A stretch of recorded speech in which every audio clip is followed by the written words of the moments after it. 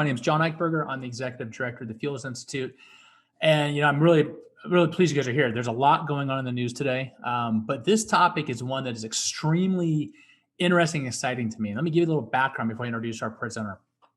About 2 years ago, the Fuels Institute Board of Advisors said, you know what, we should really do some research into understanding what the impact of at-home delivery is having on transportation trends, miles traveled, fuel demand, vehicle transition to alternative and advanced powertrain options, and what is the big picture that we're looking at here.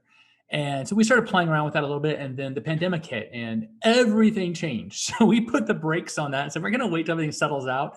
And I'm so glad we did, because Argonne National Laboratory has been doing research on that exact topic. And that's what we're going to hear about today.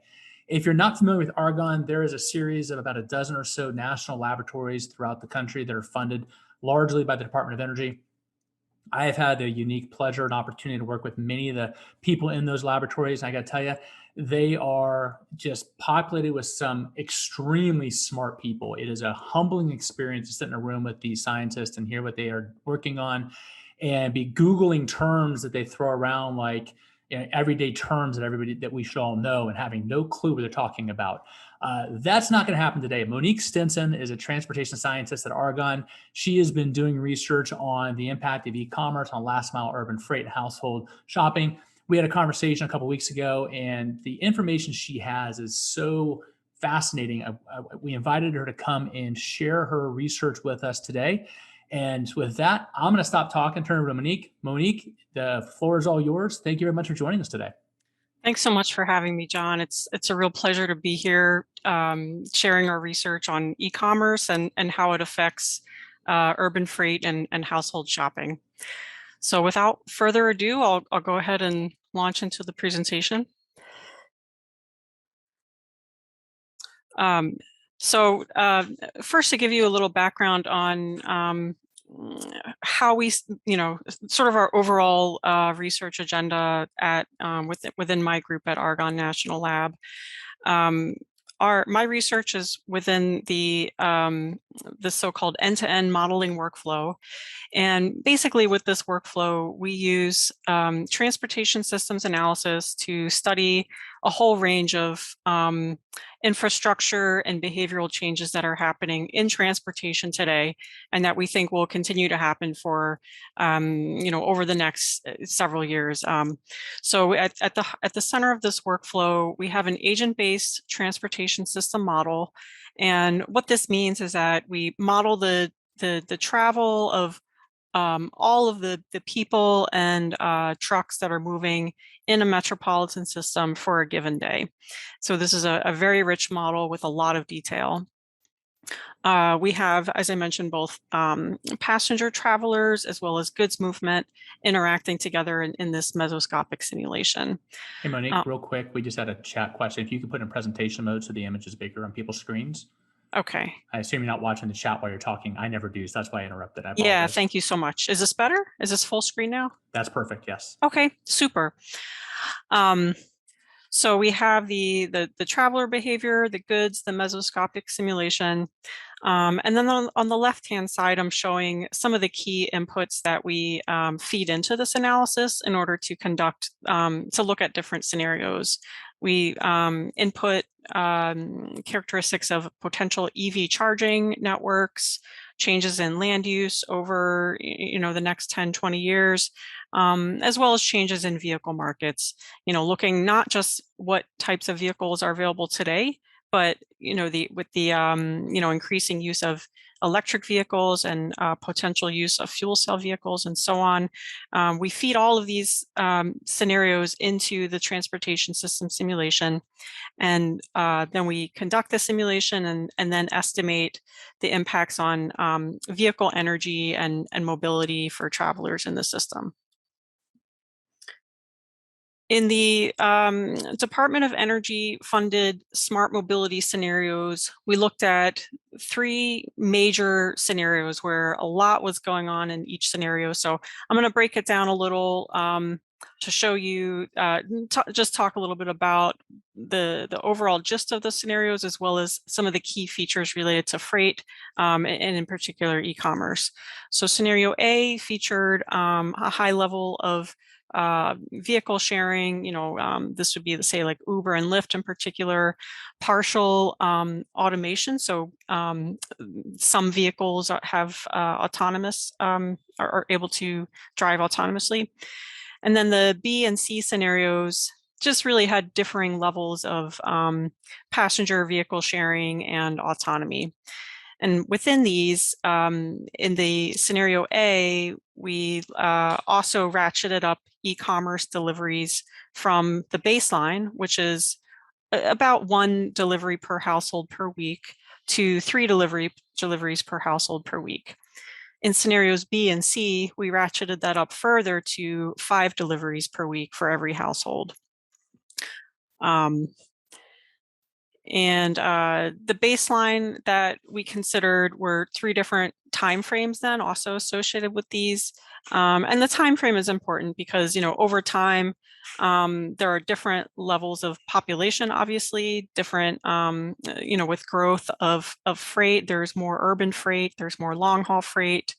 And then also vehicle technologies are expected to change in the future years. So our baseline for this, and this was, I should mention, this work was actually conducted in 2019 and 2020. So our baseline actually was 2017, obviously before the pandemic.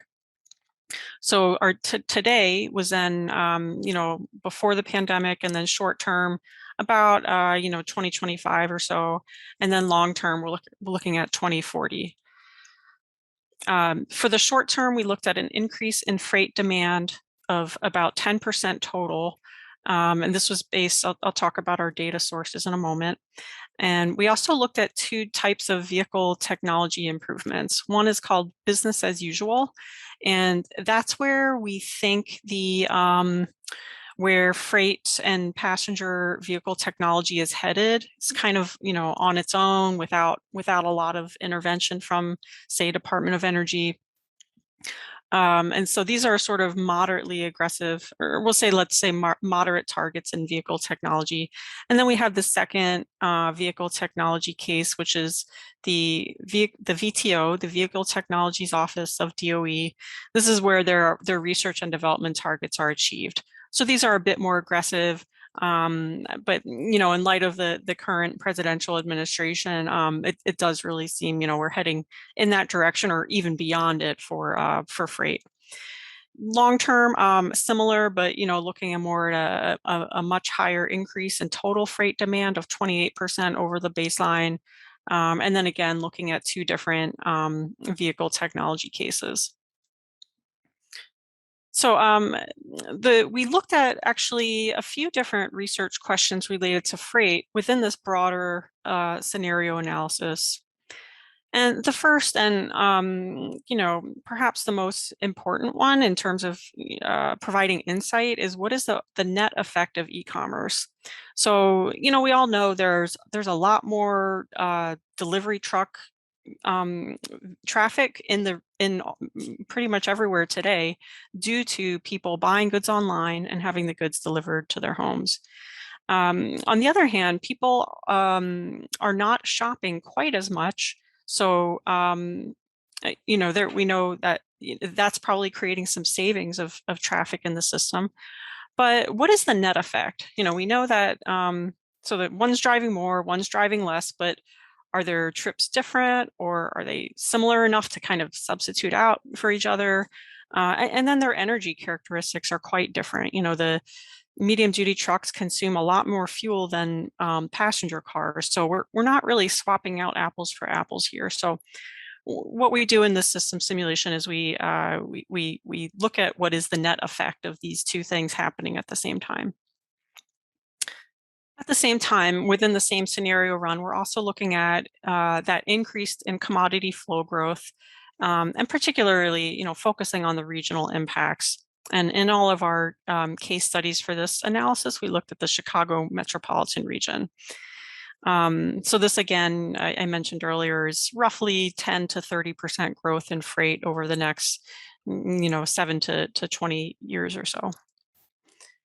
And then thirdly is the vehicle technology impacts that I mentioned. Now, I should describe here a little bit more about the vehicle technologies that we looked at for trucks.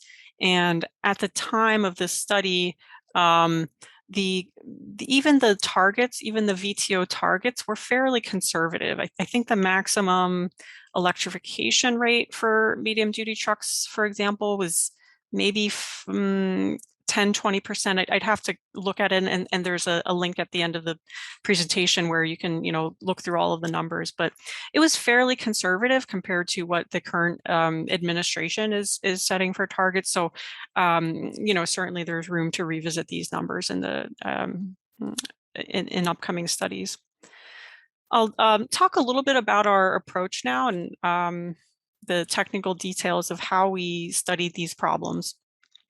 So in the DOE SMART 1.0 research umbrella, we developed the so-called top-down freight model.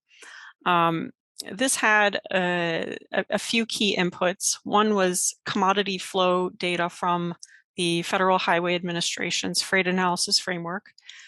And this was actually also, this was the source of long haul freight truck movements, as well as the source of those growth statistics, the 10%, the 28% that I mentioned. The second major input was regional truck trips from the Chicago Metropolitan Agency for Planning model. So this is the CMAP model. They have, and they've maintained over the last few decades a regional database of freight truck trips in the region that they use for all sorts of modeling purposes on their own, and we they make those public, and so we use those as our inputs to the top-down model. And then the third source was parcel deliveries, which I'll go into more detail here, but we developed these based on our own work, as well as collaborating with Idaho National Labs with data, as well as Oak Ridge National Laboratory. The regional truck trips especially were all at the daily level, and because they're at the zone-based level, we had to kind of increase the granularity in order to use them in our more detailed agent-based freight model.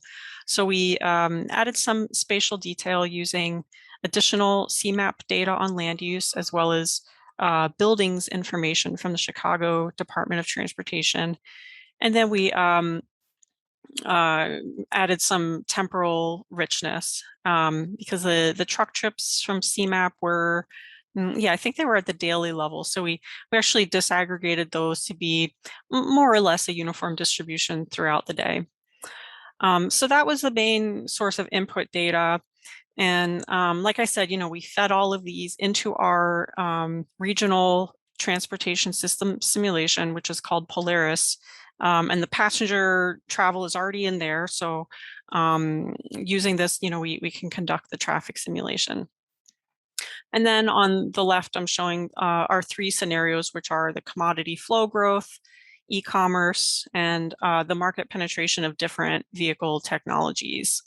And so altogether, we run this this truck traffic simulation with each of the scenarios, and we estimate the vehicle miles traveled and energy consumption.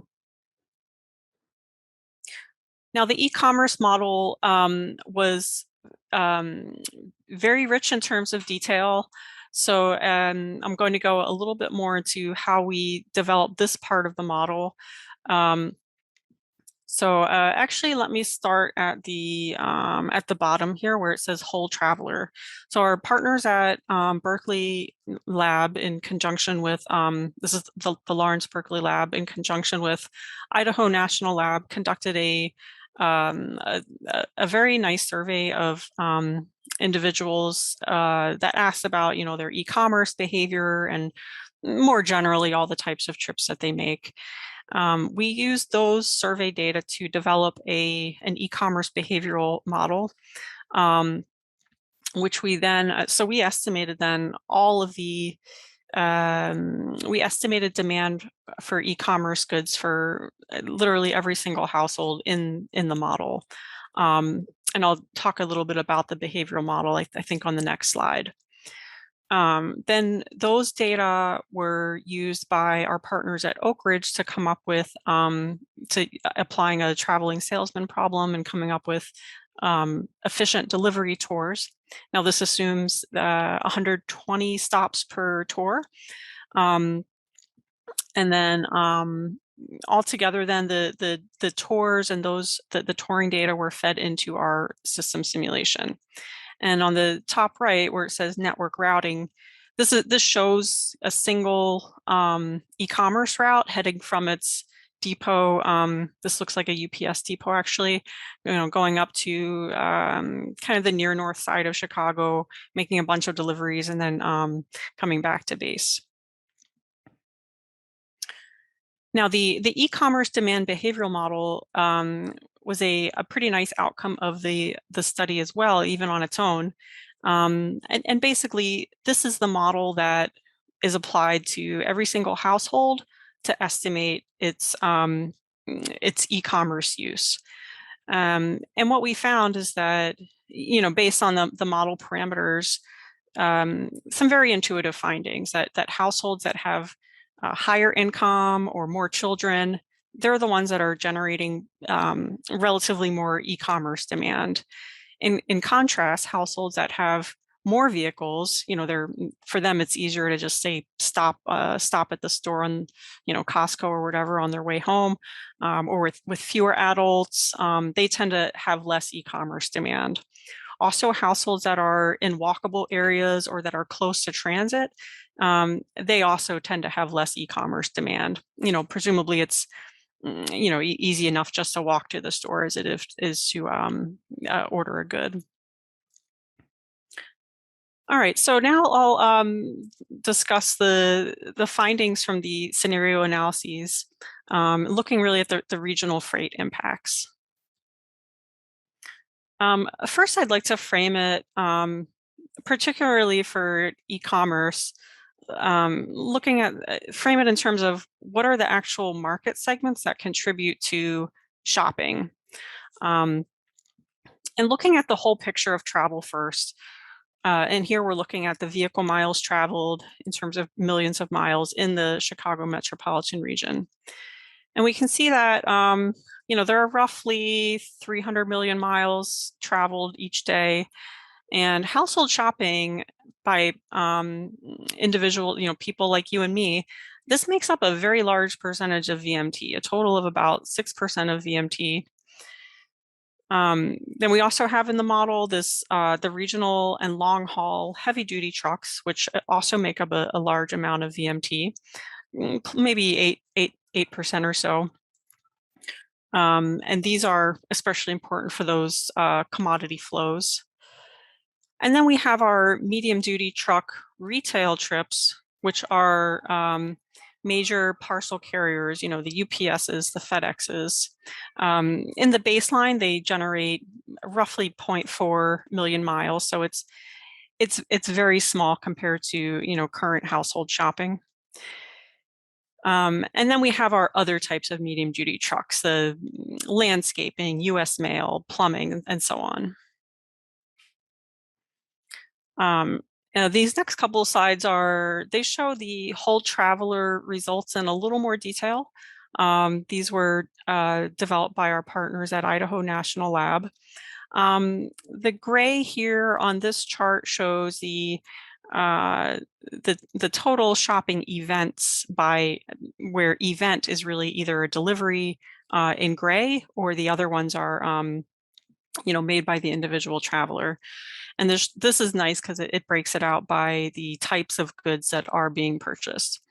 What we see here is that groceries and prepared meals have a fairly small share, or rather the delivery, e-commerce and deliveries for groceries and prepared meals is fairly small. In contrast, for clothing and household items, the e-commerce delivery share is much higher. And I don't know about you, but this certainly accords with my personal experience.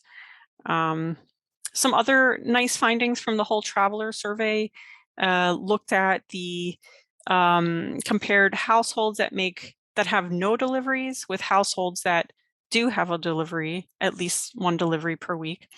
And they found that about 1 in every 7 shopping trips is being replaced by a delivery trip. So this is important, just kind of important background for our for our behavioral model. And then what we found in total is that the increase in e-commerce actually lowers the overall system VMT and energy. So this is what's driving the net effect. The shopping trips, well, sorry, the reason that this is happening is that shopping trips actually are about between 7 and 8 miles one way on average, whereas on a delivery tour, adding a single stop only adds about 0.4 miles. So even though parcel trucks are not as energy efficient as shopping trips, the passenger cars, there is such a huge difference in vehicle miles traveled for, say, a single stop that it ends up creating nice savings in not only VMT but also energy. And we see that here on the next slide. So here we're showing for the VMT impacts as well as an energy comparison. What we're comparing is the baseline to the high sharing, excuse me, the high sharing, high automation scenarios, as well as the low sharing, low sharing, high automation scenarios. These were both, these were the B and C scenarios earlier. So this is where, for the B and C scenarios, you recall, we're seeing what would happen if e-commerce jumped for every household from 1 delivery on average per week to 5 deliveries per week on average. And we see just really a huge savings in vehicle miles traveled. It's that the difference in trip distance that's really driving this, somewhere between 41 and 56%, depending on the scenario. The energy savings is also quite sizable. We're looking at 29 to 54% energy savings for excuse me, for the future scenario. Vehicle technology is also having an impact at the same time. This slide and the next slide show a really interesting contrast that highlights how much room we have to improve vehicle technology on the freight side. So in the base year, medium duty, heavy duty makes up about 33% of transportation energy at the regional level.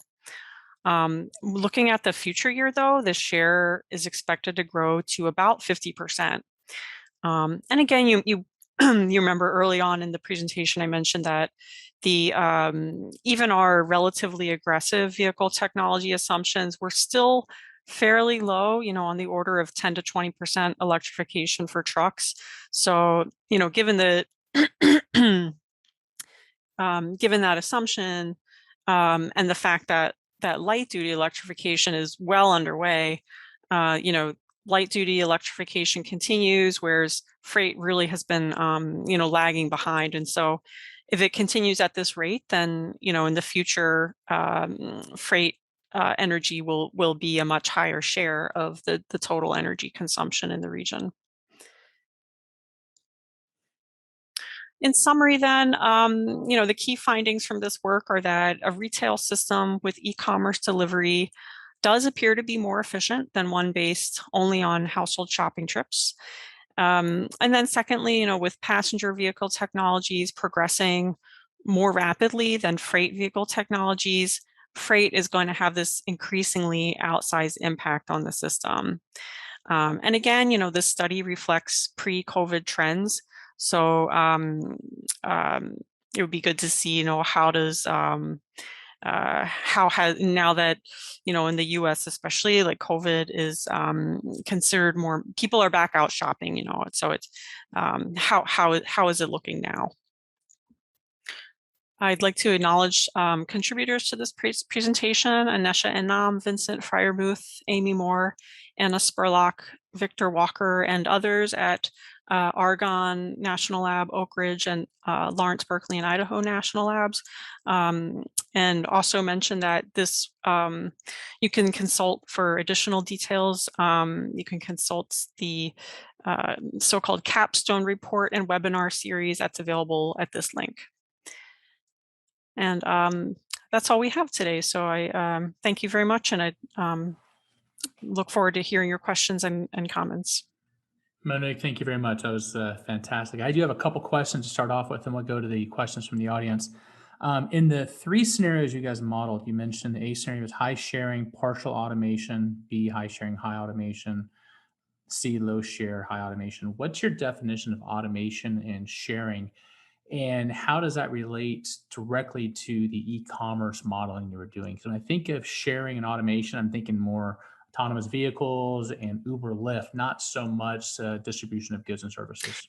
Exactly, yeah, and that's a great question. And let me go back actually to one of the scenario slides. This one. So yeah, you're exactly right. The high sharing and low sharing, those have to do only with passenger transportation. So those are people, having fewer cars and using, say, Uber or Lyft instead. On the other hand, automation is really specific to autonomous vehicles. And actually, yeah, the 2 scenarios that I mentioned here are both high automation. So with these, we assume that that people, again, have given up their cars, but are using personal autonomous vehicles to transport themselves. The impact that it has is really interesting. Particularly, well, it shows up actually in both the VMT impact as well as the energy comparison. So if you notice, the low sharing and high automation has much less VMT and energy savings compared to the high sharing, high automation. So we have, say 41% versus 56%. And that's because in the low sharing, high automation scenario, we have more people driving around. So there's just more traffic in that kind of system. Whereas in the high sharing, the passenger travel is far more efficient. So when there's more traffic overall, that impacts not only people driving around, but also trucks driving around. Their trips are slower. They're taking longer routes to avoid traffic. They're caught up more in stop and go traffic, so their energy is pretty inefficient. So these are some of the ways that it's affecting the that the entire system and what's going on, how that's affecting the freight vehicles. Are you envisioning automation being part of the e-commerce delivery vehicles as well in the model? Or is that not penetrating that sector yet? We are not looking at that yet, but certainly would be interested in looking at that. Okay. And then before I go to the question in the box, the other question I have is with regards to technology transition. I know you modeled based upon 2019 VTO objectives, and obviously those are changing, but from what you learned, what is the potential for accelerated adoption of new powertrains? So taking electric vehicles, for example, into the medium duty localized freight distribution compared to passenger vehicles. I think you and I chatted. It seems like you can make the ROI justification for an investment in new technology when you have a whole bunch of trucks compared to when your family is only one. Did you look at any of that in terms of the potential for the delivery companies to adopt these new technologies at a faster pace than maybe passengers? So that actually is a question that we're hoping to tackle in the current research planning, contingent on funding.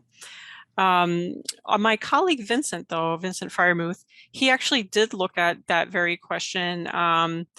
kind of at a like using a mix of different data. Some of this is from this model, and what he found is that exactly the higher VMT, like the more that fleets drive, the more savings they could get with electric vehicles. And I think that the same thing happened actually at the passenger level. I think So. when we've looked at it, we think if you have a return to home fleet, then your ability to take advantage of some alternative powertrains and alternative energy sources makes a lot more sense than if you're a long distance hauler and you can spread it out over multiple vehicles. Then it's much easier than when you're a passenger or a family trying to justify the investment. With the question in the box is, can you quantify the energy or greenhouse gas savings as Amazon and others move to electric vehicles, and how much of a percentage do the companies moving to BEV contribute to overall freight? So I guess it really is, what's the scale of these companies moving to electric vehicle fleets, and what's the impact on GHG emissions? Yeah, we definitely can. And I would say, Steve, that is an upcoming research stream. And now keep in mind, back in 2017, Amazon had just resumed or was on the verge of resuming their own last mile delivery. So partly an artifact of the timing of this study, we actually for 2017, we're only modeling UPS and FedEx and not Amazon. Obviously, that's quite different today with Amazon making a lot of its own deliveries. And we have obtained the information on their depots in the region. And we've developed a truck touring model so that we can better, better look at specific activities. Now, that being said, it can be a little, we want to be careful about how much we prescribe for an individual company's contribution. But at the same time, like if they or another company is interested in seeing our results and publicizing them, we're really happy to help look at that. And I have a question. You can go back to slide 16 real quick. Okay. And actually, maybe before I want to say something a little more on the second part of Steve's question, which is the percentage of companies moving to BEV. And it doesn't really, I don't break it out in this presentation, but in the capstone report, table 11 of the workflow report, there's a lot of detail that shows the energy consumption by electric powertrain versus diesel. So I don't recall off the top of my head, but that would be a good source for seeing that. Yep. So slide 16 had some interesting stuff on there that kind of piqued my curiosity. The green area, so it's non-vehicle trips. Is that assuming walking, mass transit, or anything like that? Exactly, yeah. So what we see is that it's e-commerce is substituting primarily for these vehicle trips. So it's substituting for 0.8 out of 5 every 0.8 out of 5 vehicle trips. So roughly, 16% of vehicle trips. But it is also substituting for some walk, bike, transit trips. Now, arguably, those are trips we don't want it to substitute for, but it is. I mean, those trips, they're not adding emissions to the system. So we like that people are going out, walking to go shopping. But at the same time, we want to get the overall effect. So it's realistic to, certainly include those. In our transportation model, we also model all types of passenger transportation shopping trips by different modes, walk, bike, they can drive or carpool to go shopping. So getting the entire substitution effect is it's not only realistic, but it's also what we replicate in our model. I think it's key on this data set. It's a San Francisco survey. It'd be interesting on a future study to take that out to more suburban populations where walk to shop is not nearly as convenient as in the San Francisco, Chicago, or New York City. Yeah, this is probably poorly named. This we grabbed from a larger slide deck, but in that larger deck, they made the point to say that the whole traveler survey was actually conducted for the entire Bay Area. Okay. They just say San Francisco because it's which is more like a name brand like Chicago, Right. but there are a number of suburban travelers in this data set. Yeah, I grew up in the Bay Area. Whenever I say Bay Area, they go, "Which Bay?" Like, come on, Right, California centric people. Let's think California, right? Green Bay. Right. But the substitution of 1 out of 7 shopper trips by delivery is significant. This is before the pandemic. I mean, do you anticipate? I know you haven't done the research on pandemic dynamics, but do you anticipate that the increase we saw over the last 18 months could be sustainable over time? It's a great question, great timing, because this morning I saw a presentation at the Bridging Transportation Research Conference that Dr. Kara Kockelman of UT Austin hosts. And the keynote speaker by Professor Hani Mamasani, it showed some very recent data. And what it showed was so fascinating because when the pandemic, was in its first several months, all we heard was that the e-commerce has accelerated by 5 years beyond where it is now. Right. 3 to 5 years. Everyone was saying that UPS, FedEx, Amazon, but this analysis that from recent data showed that what actually is happening is it was increasing over the last several years. There's a huge spike during the pandemic, and now it's kind of leveled off back to where it may have been. So there's some question of, what is the long-term effect going to be? And, seeing how it has scaled back. Now, granted, I think some of that is people are still telecommuting. So a lot of people are still telecommuting. So they have the energy and the desire to go out shopping. It's Right. not so much of a chore. Like now it's kind of fun maybe if you're, sitting working at home all day. If people all go back to the office en masse, I don't know, maybe it will go back, now that there's been more exposure to e-commerce, grocery delivery, and so on. Maybe it will have more of a sustained foothold in some of those growth areas. Well, I think it's an interesting dynamic. I had a conversation recently with INREX, which tracks vehicle miles traveled. And what we were discussing was the fact that you saw this huge dip in VMT during the height of the pandemic. Then by the end of the year, it kind of came back, not quite to pre-pandemic levels, but pretty close. And nobody was going to the office. So what I always kind of what you point out is, people are locked in their homes, sometimes with other humans within their family, and getting out of the house was a saving grace. And I always argue people are going to find reasons to drive. They have things they want to do. It may not be driving to the office. It may not be driving to buy things because they can have it delivered.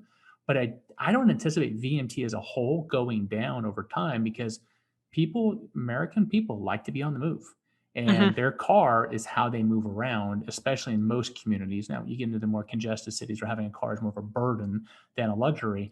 But I think, that dynamic is going to be interesting how it plays out. Even if we go back to higher rates of home delivery, will that passenger VMT that's not trip associated go down, or will it kind of stay stable or even go up a little bit as we have more free time? Because now I don't have to go to the grocery store.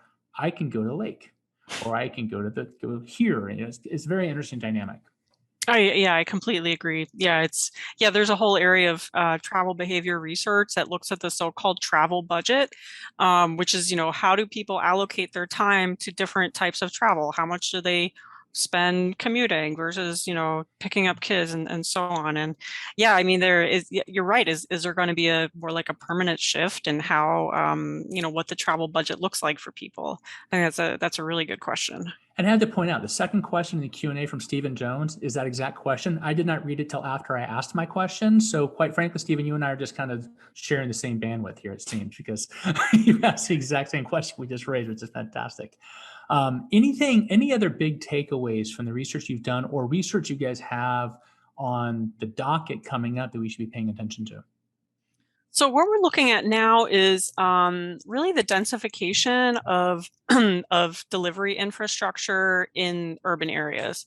So this is, again, looking at trends that have been going on for several years: increases in locker systems, increases in warehousing closer and closer to the urban core, coupled with increases in electrification and other vehicle technologies, especially at in the urban freight context, especially electrification of delivery trucks and vans. So we do have, a whole slate of those kinds of scenarios planned for years 2 and 3 of this research. We've also been looking at the effects of off-hours deliveries, meaning, what happens if we're able to shift deliveries from daytime to overnight.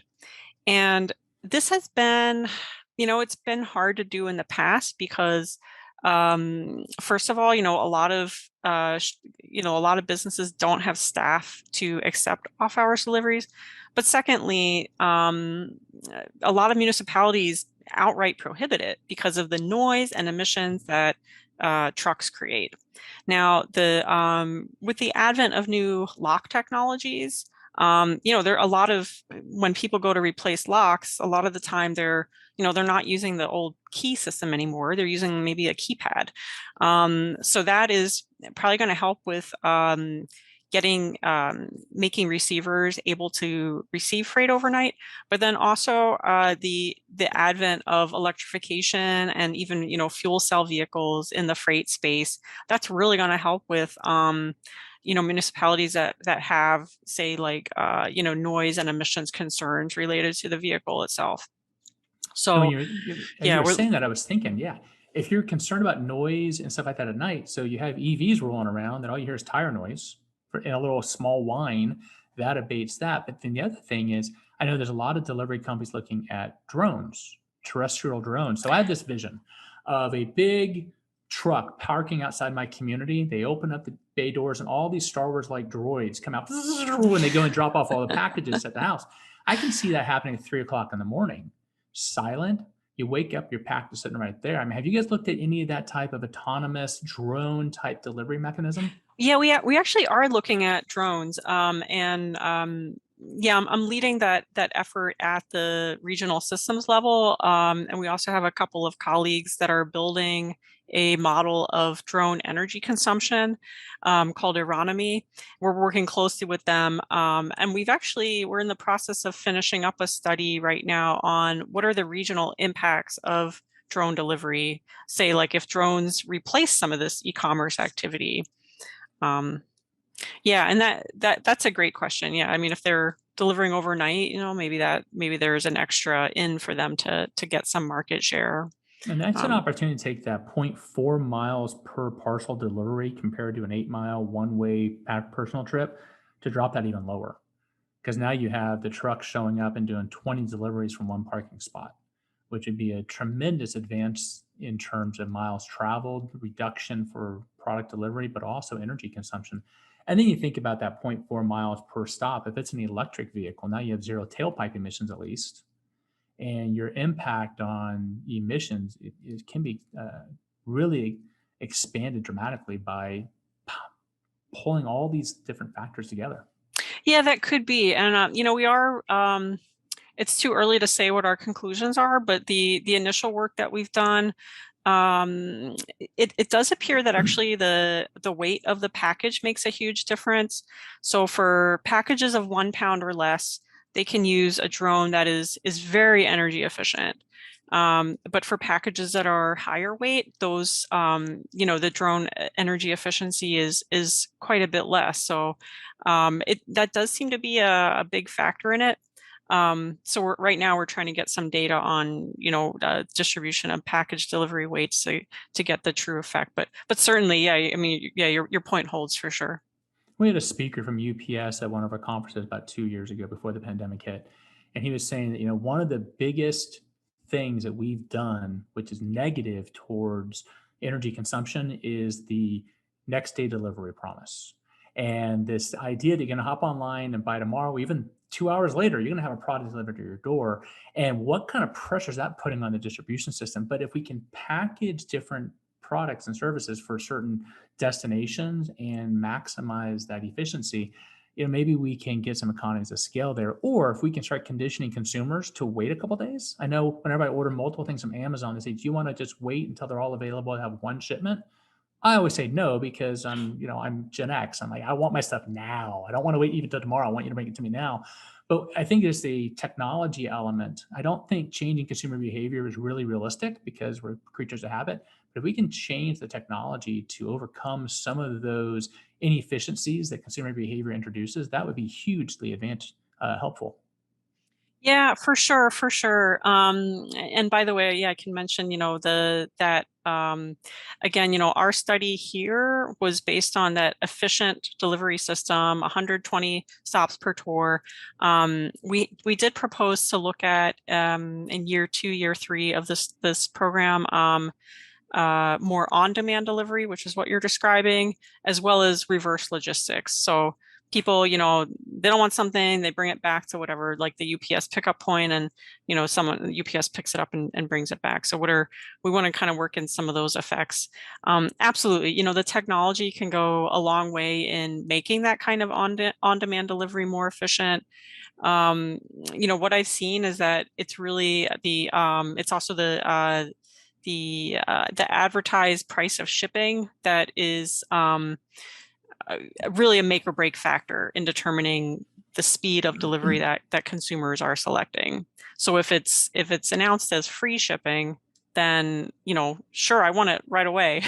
But if the true cost of shipping is actually revealed, then they're reluctant to go for that. Much more reluctant to buy it. Now, that being said, like that, yeah, that knowledge has been around for a couple of years, and I don't think there's ever going to be a law saying that companies have to reveal the true price of shipping, but for what it's worth. Revealing it's one thing. Asking the customer to pay for it is a whole different animal.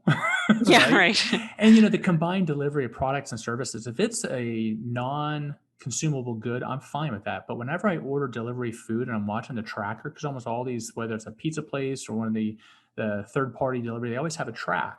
And whenever they go out of the way to bring me my food, I know they're delivering somebody else's food first. I'm very unhappy. your graphic that people aren't really ordering groceries and prepared food prior to the pandemic early, that makes sense because I don't want my food to be delayed because you're going to somebody else first. Mm-hmm. All these things are going to be interesting to see how they play out. So Monique, thank you very much for joining us today. Thank you, If people John. want to know more about the research, what should they do? They can, certainly feel free to get in touch with me. My email is on this last slide. If you want to read any of the reports, there is the workflow capstone report that kind of goes over the same material that I talked about today. There's also the multimodal freight capstone report available at the same website that goes into quite a bit more detail. And there are reports as well as webinars for each of those that people can consult. And well, as I mentioned, we started this off, the national labs do fantastic work. And I think the fact that you're working with more and more collaboratively with the other labs, all that does is just benefits the market so much. So thank you for everything you guys do. For all of you back home, thanks for tuning in. And as Donovan posted in the chat, we'll be making this available for download about next week so you can share it with your colleagues. If you have any questions or any suggestions of what you think the field should bring to your attention on these webinars, please let us know. Otherwise, we'll give you back the rest of the day and have a great rest of Thursday. Have a great weekend, and we'll be in touch soon. Thanks, everybody. See ya. Thanks, everyone. Thanks, John.